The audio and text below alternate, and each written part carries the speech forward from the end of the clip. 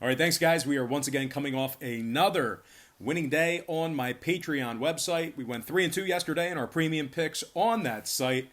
We're also 5-0 in our last 5 crowd pleaser teasers. We are 7-1 in our last 8 NBA package plays. The good news is we have another NBA package play going off tonight.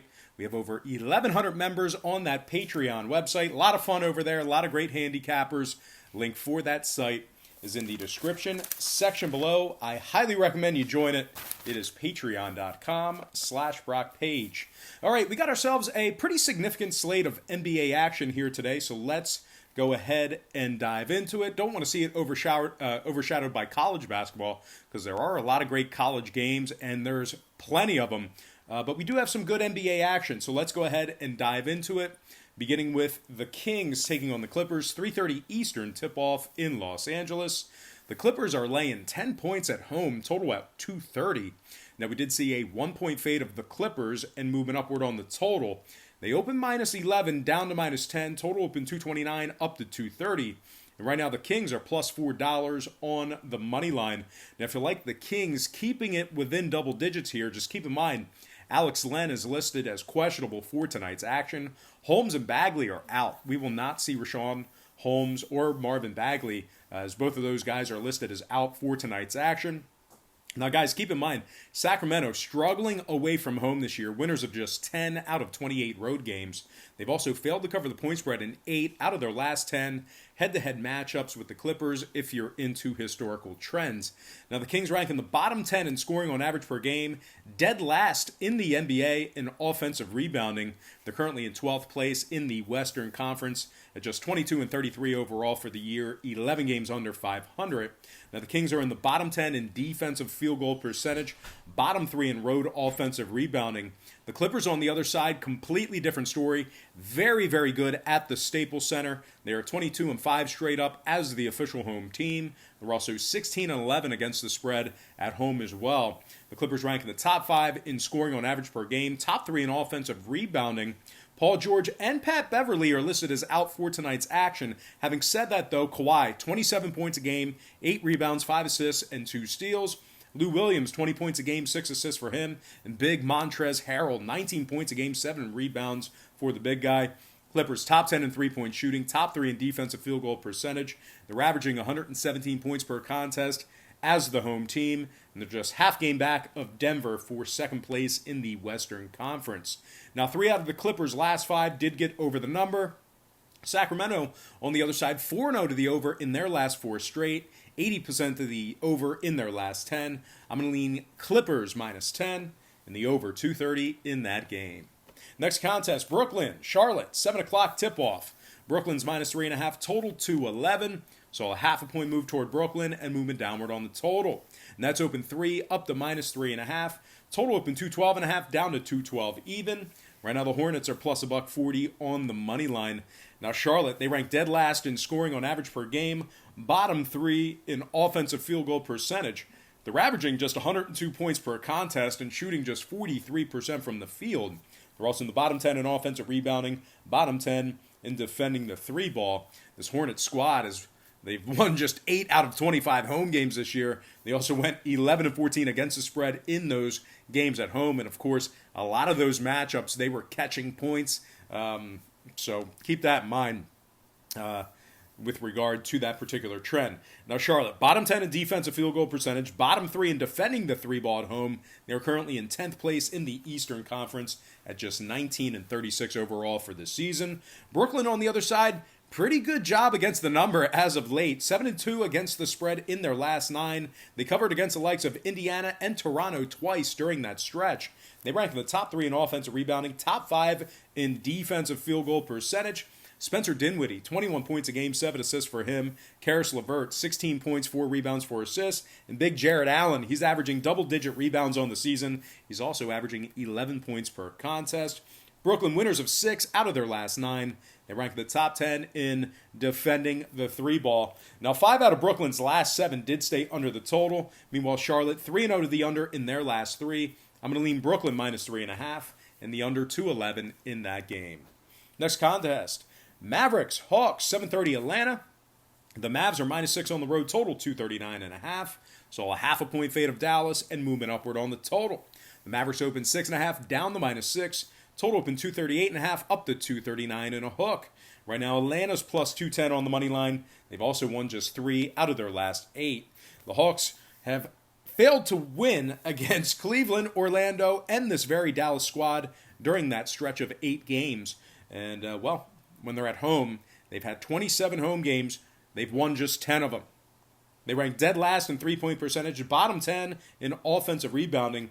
Now, currently, Atlanta is tied for last place in the Eastern Conference, and they are just 16 and 41 straight up overall for the year. Bottom 3 in points allowed, bottom 3 in defensive rebounding. They're giving up 119 points per game on average. Now, Dallas on the other side, winners of 5 out of their last 8 themselves. They rank in the top 3 in scoring, top 5 in shooting the 3-ball. They are 19 and 8 straight up on the road this year, 21 and 6 against the spread in those 27 road games.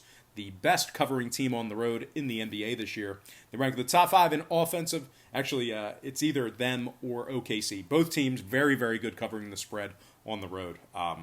Don't have it off the top of my head, but once again, Dallas 21 and 6 against the spread on the road, amongst the best covering road teams in the NBA. There we go. Dallas, top 5 in offensive rebounding, top 10 in defending the 3-ball. Luka Doncic, 29 points a game, 10 rebounds, 9 assists. He's almost averaging a triple-double again. Kristaps Porzingis, 19 points a game, 9 rebounds for him. And Tim Hardaway Jr., 15 points a game, 3 rebounds for him. Dallas first in road scoring, top 3 in road offensive rebounding. They are averaging 118 points per contest when they travel. The Mavs 7-0 to the over in their last 7. Atlanta 70% to the over in their last 10. I'm going to lean Dallas -6 and the over 239.5 in that game. Before we go ahead and move on, just want to take another quick timeout and warmly welcome you to the show. Got some lines and personal leans out for Saturday's NBA action. Happy Saturday to you. Hopefully you're having a great weekend. Now, before we go ahead and move on, I gotta do you this favor and remind you to check me out on my website at patreon.com/BrockPage, where once again, we went 3-2 in our premium picks yesterday for another winning day. Nice to start off the weekend with a 60% day. Now, we are 5-0 in our last 5 crowd pleaser teasers on that site. We're also 7-1 in our last 8 NBA tier package plays. Of course, we offer a bunch of different memberships, tiers, and packages on that site. But the good news is this. Once again, we are 7-1 in our last 8 NBA tier package plays. And we have another NBA tier package play going off tonight. Guys, we have over 1,100 members on that Patreon site. Don't be afraid. Click the link in the description section below. Once again, that is patreon.com/BrockPage. All right, let's go ahead and dive into some more free lines and personal leans right here on YouTube. All starts Eastern Standard Time. And on deck, we've got Cleveland taking on the Heat, 8 o'clock Miami. The Heat are -13.5 at home, total at 221 and a hook. We saw a half a point move toward Miami and movement upward on the total. The Heat opened 13, up to -13.5. Total opened 221, up to 221 and a hook. Right now, the Cavs are plus $8 away from home. Now, Cleveland, they've dropped 7 out of their last 10 games. They're also 8 and 18 straight up when traveling. The Cavs rank in the bottom 5 in scoring on average per game, dead last in defensive field goal percentage. They're currently tied with Atlanta for the worst record not the worst record, but last place in the Eastern Conference. So once again, Cleveland tied with Atlanta for last place in the Eastern Conference. Now, Miami on the other side, virtually unbeatable at home, 22 and 3 straight up in Miami. Top 3 in shooting the 3-ball, top 3 in defensive rebounding. They're currently in first place in the Southeast Division, and they are 11.5 games ahead of Orlando in the division, so no real threat there. Now, total-wise, Miami's 16 and 9 to the over when they're at home. Really chalky lean here. I'm going to lean Miami -13.5, and the over 221 and a hook in that contest.